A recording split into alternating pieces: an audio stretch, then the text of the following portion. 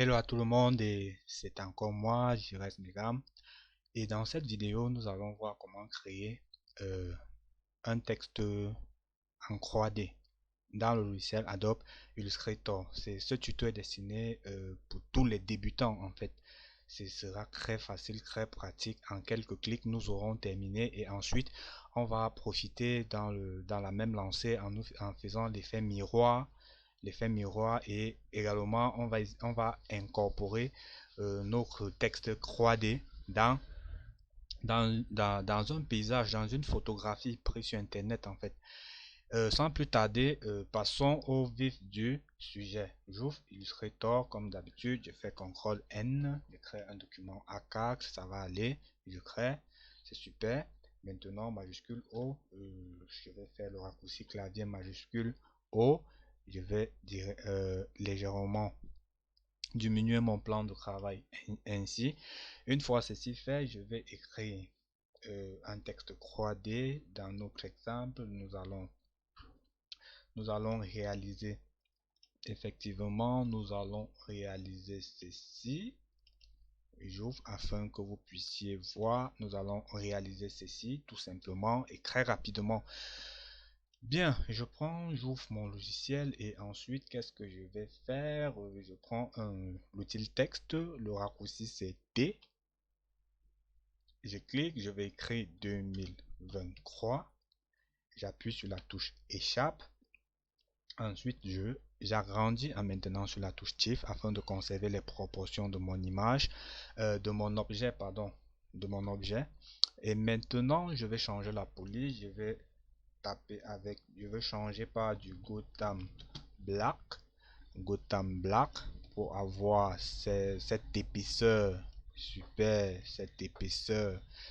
Bien, une fois ceci fait, je vais tout simplement faire un clic droit sur mon texte et je vais vectoriser.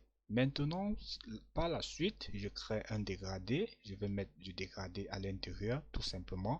On va mettre à ce niveau, je mets du rouge. Ici, le rouge clair. Là, je double-clique là, je viens sur les nuanciers, le guide de couleurs, les couleurs autant pour moi, afin de gérer chaque angle. Je vais foncer là, je mets un peu plus foncé là. Et bien, je pense qu'on est bon et je m'en vais prendre l'outil dégradé où j'appuie sur la touche G de mon clavier. Je prends l'outil dégradé et je vais faire ce dégradé là. Vous n'êtes pas obligé de faire exactement pareil, mais j'aimerais quand même avoir une couleur sur mon texte avant de passer à l'extrusion 3D. Bien, une fois ceci fait, je sélectionne mon texte, je sélectionne mon objet maintenant puisqu'il n'est plus éditable, ce n'est plus du texte, c'est désormais un objet comme un cercle, comme tout autre objet, rectangle et tout. Et je m'en vais au menu Effet 3D, Extrusion 3D. Je vais cocher la case aperçue. Si vous ne l'avez pas coché, eh bien, il est temps de cocher la case aperçue afin de voir comment ça se répercute instantanément devant vous.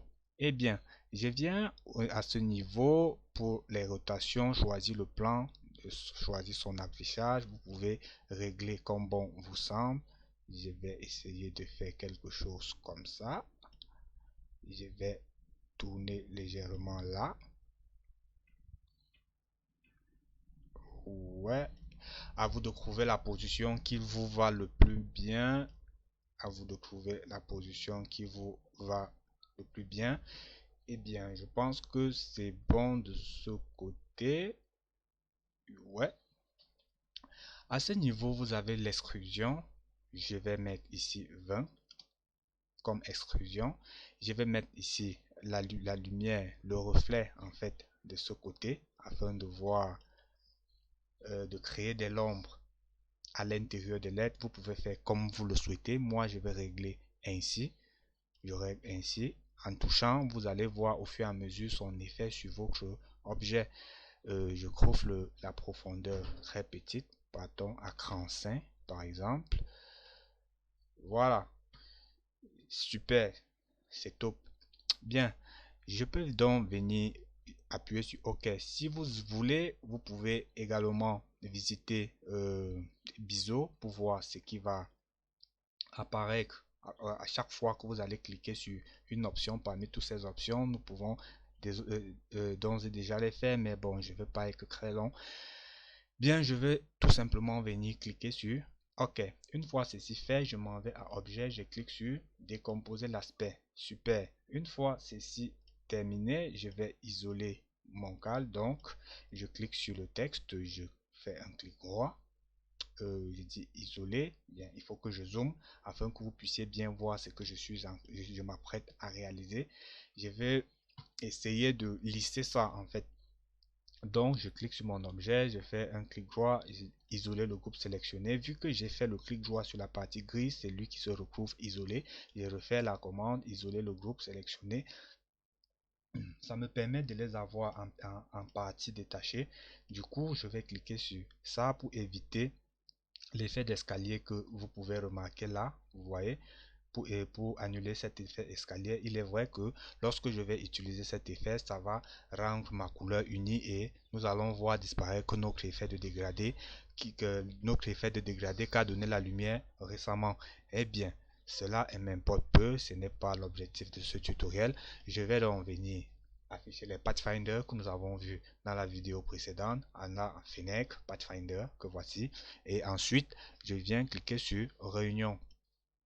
Une fois cliqué sur Réunion, je pourrais bien après changer la couleur. Si vous le voulez, on pourrait le faire directement. Je viens à couleur, on va choisir du gris légèrement clair pour donner l'effet de lumière au-dessus. Et ensuite, je fais pareil là, je les sélectionne. Donc, je clique sur ce bout, je maintiens sur la touche Shift, je clique dessus pour sélectionner les deux morceaux. J'affiche les Pathfinder, je clique sur Réunion. Bien. Maintenant, je double-clique pour quitter le mode isolation. Je fais la même commande sur tous les autres. Je vais aller un peu plus vite. Clic droit, isoler le groupe sélectionné, isoler le groupe sélectionné. Je m'en vais ainsi et je fusionne, je fais la réunion. Ensuite, je prends l'outil pipette, je pipette la couleur d'à côté pour avoir presque le même rendu. Je fais pareil ici, je fusionne. Ensuite, je prends l'outil pipette avec le raccourci I, je pipette ici. Ensuite, je désélectionne. Je pourrais continuer la même commande partout, mais je vous laisse le soin de continuer à réaliser ceci jusqu'à trouver ce qui vous convient le mieux, car il est vrai qu'ici, vous pouvez également utiliser des dégradés pour donner un effet beaucoup plus réaliste. Eh bien, à titre de ce tuto, je vais m'arrêter à ce niveau-ci. Et par la suite, nous allons donc créer l'effet miroir. L'effet miroir. Pour ce faire, je vais dupliquer. Je duplique mon objet. Je mets en dessous. Je fais un clic droit. Je m'en vais à transformation. Ensuite, je prends miroir horizontal. Parce que par défaut, il est à vertical. Vous auriez ça. Mais on y va à horizontal. Bien, une fois ceci réalisé, je vais cliquer sur OK.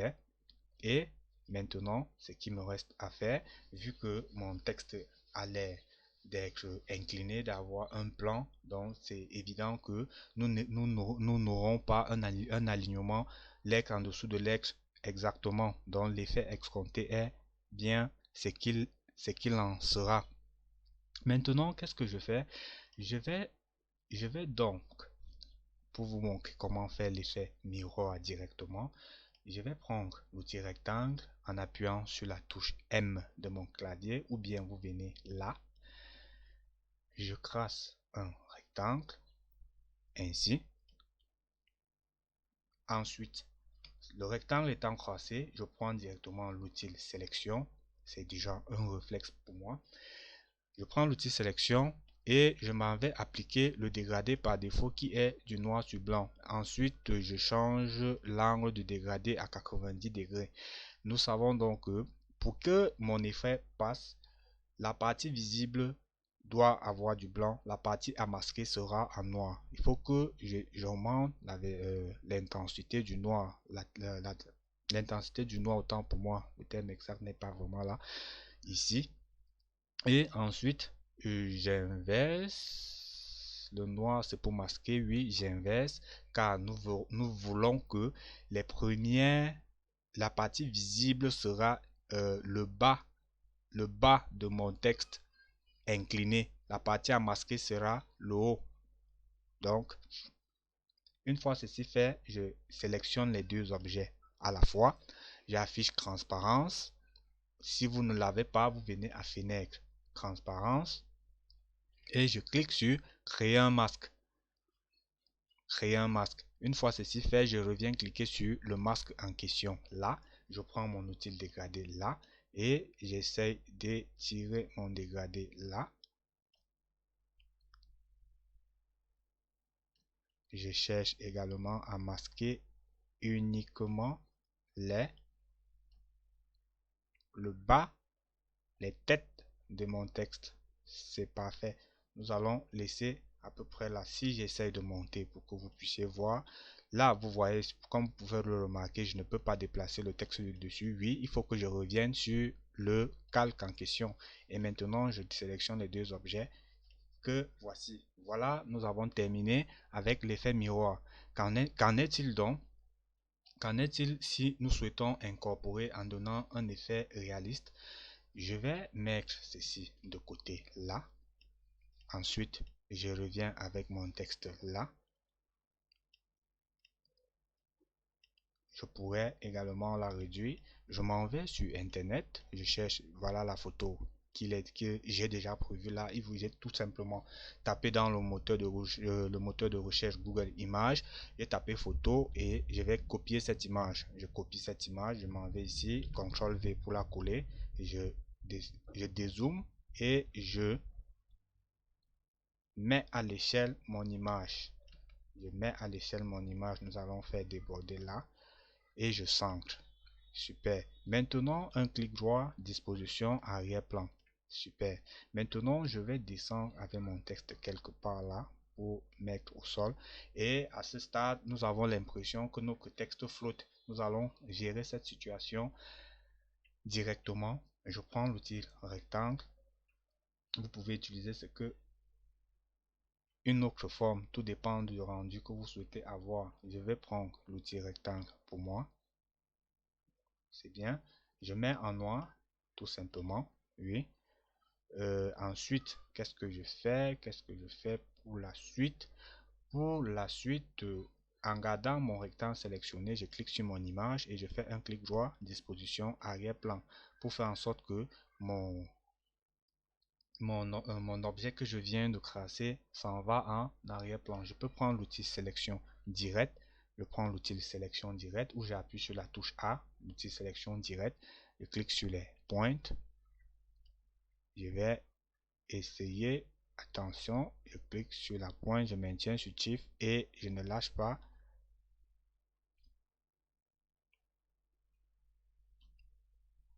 J'essaye également d'incliner comme mon texte a l'air d'être aussi incliné. Je descends légèrement avec les directionnels et ce qui nous restera à faire, c'est de venir à effet, atténuation, flou gaussien. À flou gaussien, je règle mon flou et je valide sur la touche OK. Eh bien, il doit être franchement, il doit donner l'illusion d'être vraiment derrière. Clique sur cette touche, j'essaye de peaufiner légèrement. Je reviens là avec l'outil sélection directe. Je vais déplacer légèrement là. Sortons là. Et nous arrivons à la fin de notre tutoriel où, étant un peu plus adroit que moi, vous allez réaliser quelque chose d'un peu plus pur. Si vous avez constaté, les dernières lettres dont je n'ai pas touché, on a cet effet de transparence sur le biseautage, sur l'effet croix D qui se trouve derrière. Eh bien, je vous remercie d'avoir parcouru toute cette vidéo. On se dit à plus tard, à la prochaine vidéo. Merci.